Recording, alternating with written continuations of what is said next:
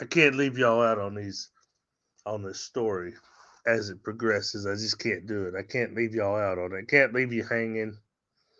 I got to come back and tell a little bit more. I hope you guys are interested in hearing a little bit more of this original content, this original story. It's really starting to take shape, but it's still in speculation mode with characters, and that's good because I don't want to give too much away. We're starting to get into it. We're starting to develop a backstory and understand. If you're into psychological thrillers, which this is what I've pretty much seemed to be doing, is doing something a little psychological, and that is what this story is. It's not really much of a horror story.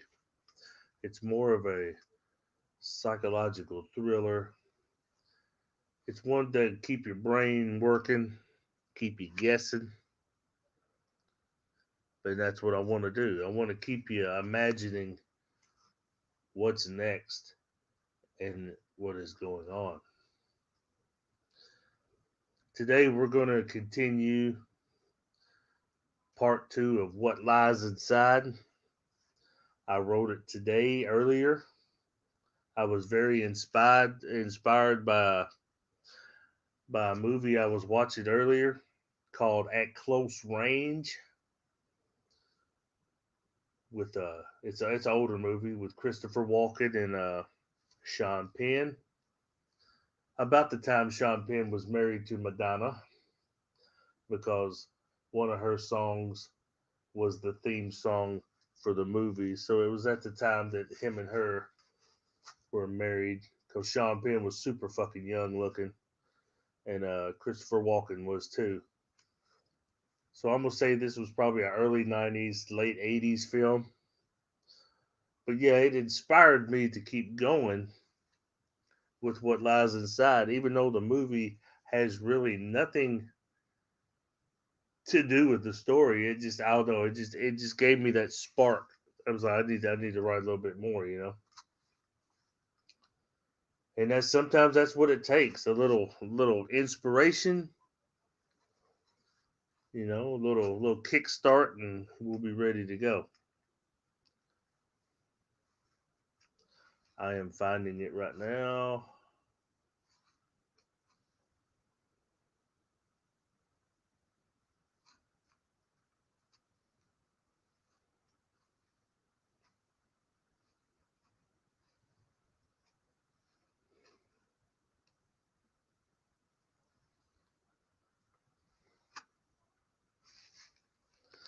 I think we left off at the part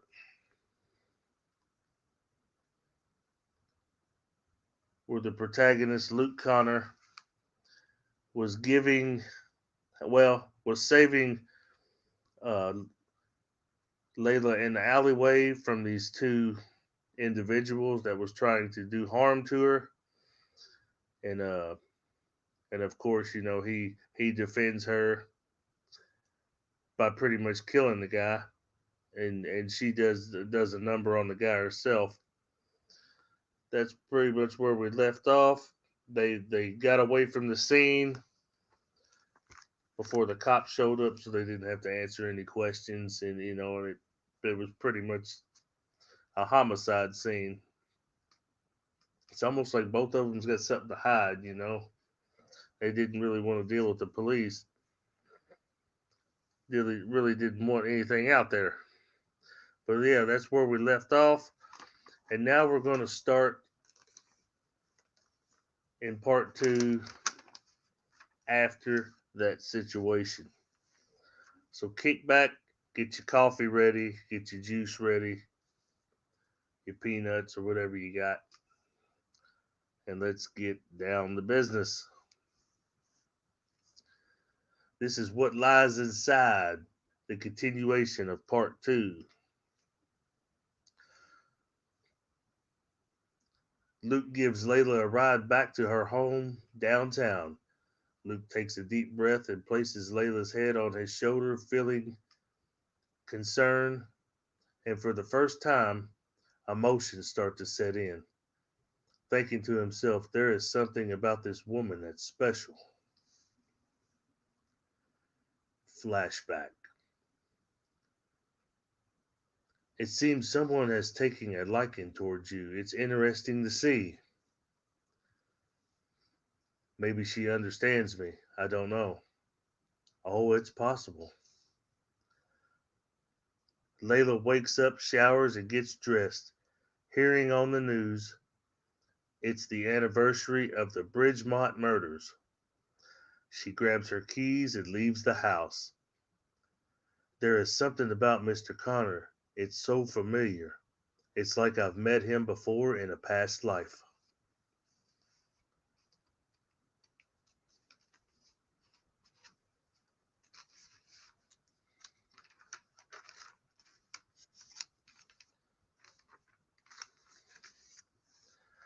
This is the beginning of part 3. Layla arrives in her hometown of Bridgemont. With Luke imprinted in her mind, she walks by the home where the murders took place. With the urge to investigate, she knocks on the door. It's answered by a young man. Yes, may I help you? My name is Layla Morning. I'm doing a follow up on the murders that took place here 8 years ago. Oh, okay, the man replies. Please come inside. It's been going around town that they never caught the killer and pretty much closed the case. It was a cold case, if I understand correctly. Is it true that they had a person of interest? I don't know. Haven't heard anything new.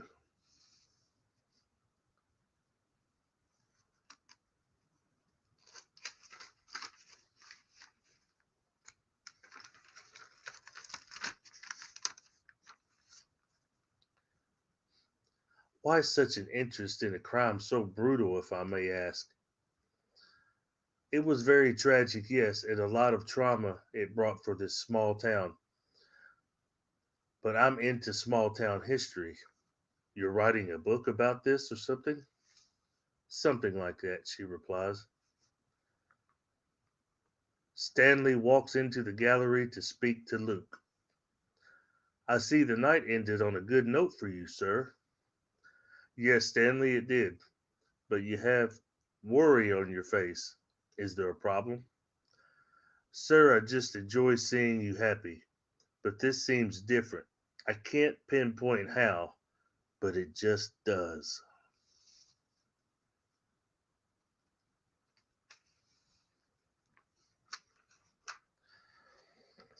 There is your cliffhanger for today. It just seems different, but he can't quite pinpoint how it seems different. It just does. A lot of stuff going on here. We have Layla investigating back in her hometown that these so-called murders took place. But why is she investigating? Or is she investigating? Or is she just being nosy?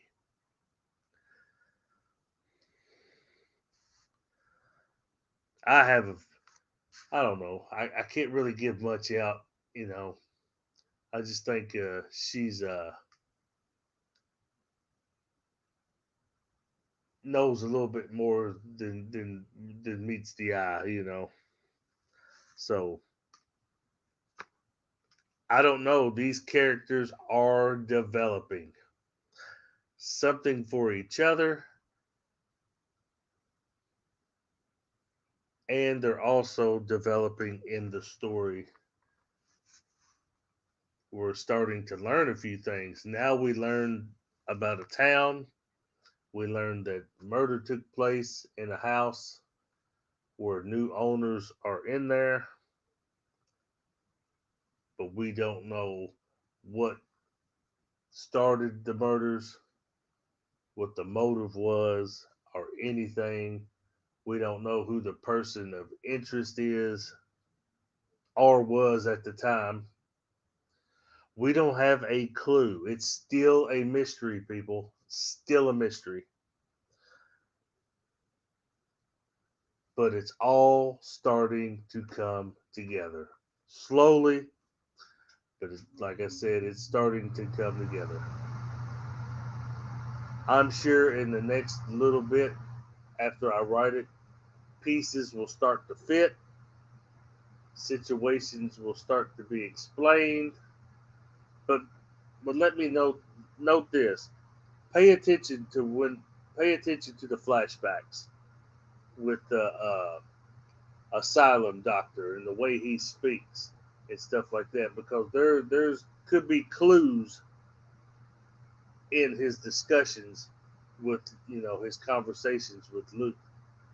Their private little therapy sessions that they have. Pay attention, because I will note that out there. If you pay attention to it, you will get what I call a backstory.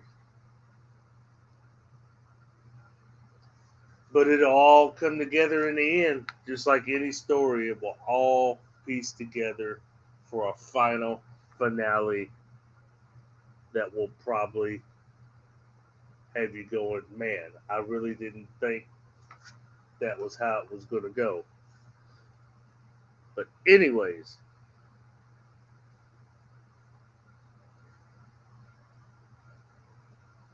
if you're liking the stories and you got questions on the stories, put them in the comments. And when I come back on here and read a little bit more, I'll let you know, or I'll answer in the comments. I do read the comments. I just like to know what you think.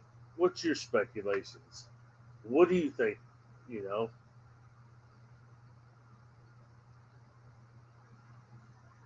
but we're getting in deep. We're going in deep. Seems like Luke is starting to get feelings for Layla, but I don't know. Is Layla feeling the same way, or is it just an act? I don't know. I don't know. I don't know. Don't know, people. We haven't got that far yet. But like I said, if you like the stories, hit the like button. If you're new to the channel, subscribe if you want to keep hearing these psychological thrillers and these horror stories and this magnificent imagination that I have when it comes to writing these things. And hopefully you enjoy the videos, these read-alongs, and I will get back to you when more is written. Then we'll finally piece this puzzle together. But don't forget, there's a third story coming. It's called Rush. It's coming. I gave you a sneak peek on my video yesterday of the beginning of it. I won't get into any more of it until a lot more is written. And then we can start to play in that field with Rush and speculate what's going to happen with that and how it's going to go. Until next time, enjoy part 2 and a little bit of 3 of What Lies Inside. Read along,